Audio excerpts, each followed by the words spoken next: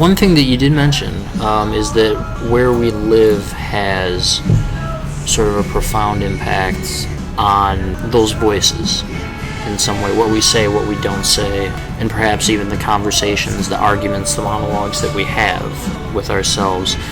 Much of the work here is either written on site, I believe, or geared towards the experience or the feeling of being at a specific site in Rome and the surrounding areas.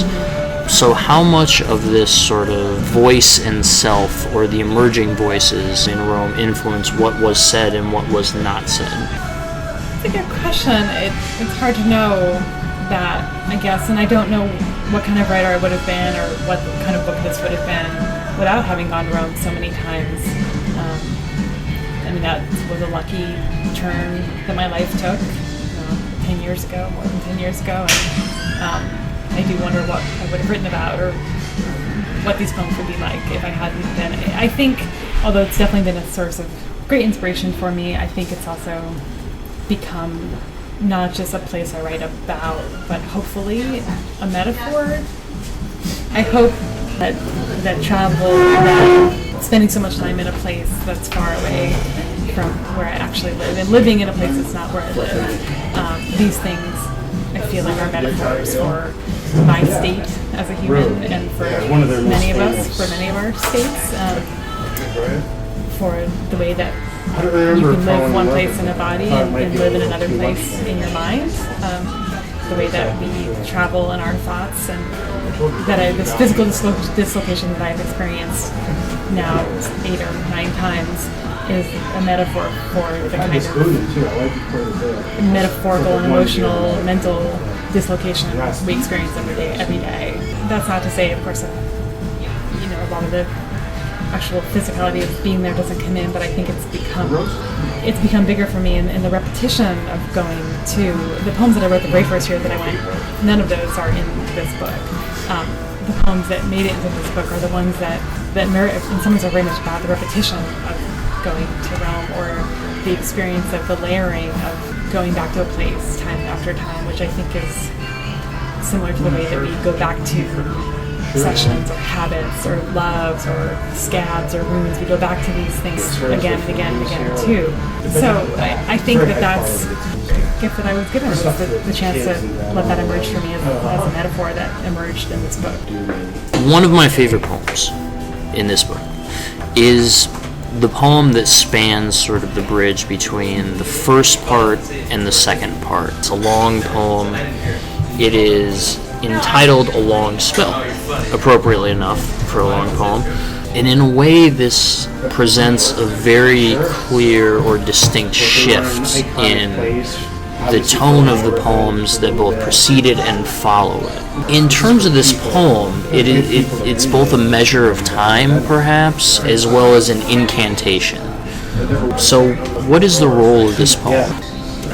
It has a different tone from the poems before and after. It felt like it did a thing, but that it had to, for balance purposes, that it had to fall for me like right in the middle of the book. It doesn't fall that way, but it has such a big, not that it's that big, but 6 or 7 pages long, that it should fall right in the middle of the book and balance it out. I wrote it when I was at the MacDowell Colony, and all of the other artists had big projects. Everybody had a project. The painters had these series of painters they were working on. The filmmakers had films, and the novelists had novels. And I was really young when I was there, and I felt young, and I felt, what am I doing? I joked that I was on a ping pong scholarship because I played ping pong every night after dinner. So I kind of joked that I was like on a social, it was a sports scholarship. So I started this partially because I wanted to understand what a long poem was and what made them different from short poems. And I read a bunch of long poems, and I gave myself the assignment to write one. And it actually was really, really helpful. It was very locating. It was very grounding to have a long poem, something to work on every day. So I wrote one of these sections, every day for like the last couple of weeks that I was there, and it was really. I worked on other things too, individual poems while I was there, but it was really a very satisfying way to work every day. And when I was reading, things that I was reading, came in. and I've never done that since. I don't know why, because I really did enjoy the process and linking them together, and also giving myself room and permission to not tie things up neatly at the end of a section, and just to let things float. And it was a very, it was a fun way to write. And originally, actually, it was lineated completely different. It was lineated like a Charles Wright poem. I love Charles Wright, and so it was all over the page. But in the end, I didn't feel that felt a little bit too much. So, you know, I hope that this poem is a kind of turning point, though it's, like I said, it wasn't a turning point in terms of the content of the book, but hopefully it's a turning point in terms of the tone, and with some of the shorter, faster poems, still have a kind of, hopefully dive in somewhere deeper before the second half of the book. It ends with the line, "I flood."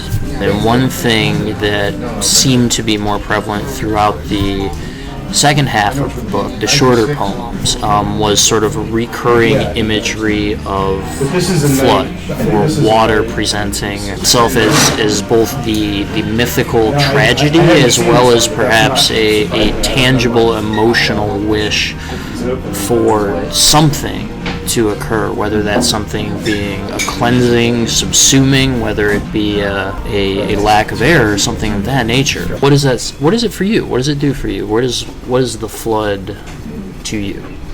That's funny. You know, I had no idea that water made such an appearance in these poems, and it's not something that I thought about.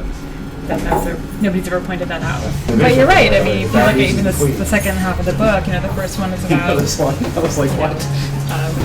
Fetus in utero, which is there's a watery environment. The second one is about a frozen pond. The third one is about the beach. There's probably practical reasons and probably metaphorical reasons why I'm drawn to water. And I mean, I do remember one of the painters that, when I was up in the Gallo colony, one of her big projects, one of these projects that I envied, was a series of paintings of flood scenes. One emerged, they were beautiful and abstract and, you know, heart-wrenching scenes of the debris left over after the flood. So it was such a good idea. Ping pong just stand up. I think ping pong is great. I know. But this, you know, my poems are like ping pong balls, you know, light and insubstantial sometimes, and I wanted the flood, you know, I wanted the wreck. So I think I was thinking about that at the end of this book, and I'm sure I was thinking about floods from her work. I've never, luckily, you know, knock on wood, been in any flood or had any sort of traumatic water experiences. In fact, I love water. I think you're probably right. You know, I think there's practical reasons why water emerges, and then there's also the things that water inevitably symbolizes, and our desire for change and for movement. What was that? Your first couple lines from Villa d'Este? Water and stone get so ordered around, it's hard for them to break the mold of fountain or spout. Very, very nicely, perhaps, captures not only a hot day at Villa d'Este, but also that sort of the spirit of sometimes you get the wreck, and sometimes you work the wreck into something unwreckable. Mm-hmm. Yeah, and I think it's, you know, for me, I think in these poems, in every poem probably, there's the struggle between order and disorder, and structure and, you know, chaos and balance and, you know, imbalance. And I think, you know, that's what this poem at Villa d'Este is a lot about, is, you know, that the juxtaposition of the very neatly ordered Italian garden, and then right over the wall this, you know, wild field just going wild, which I think is, he didn't like, you know, he kind of a metaphor for the inner self and the brain and the heart, and, you know, the kind of order we try to put over our lives and over a poem, and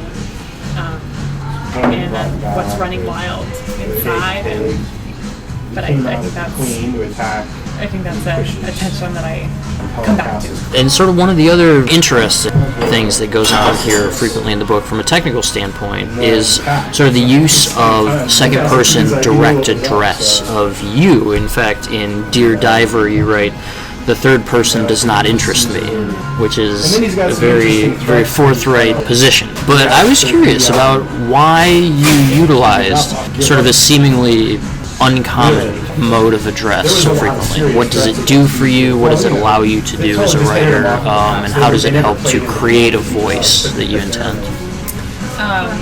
It's been a mode that I've loved. I think it's a way for me to.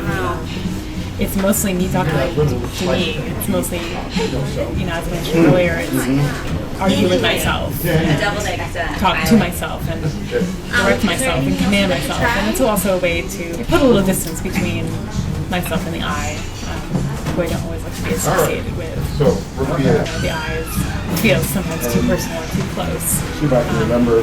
So the U is a way of a little bit of distancing. It also is a way to acknowledge the different selves that I have going on. And, sometimes it's a way to... There's a few cases where it's talking directly to somebody else, but most of the time it's a sort of speaker talking to speaker situation. And that feels really freeing.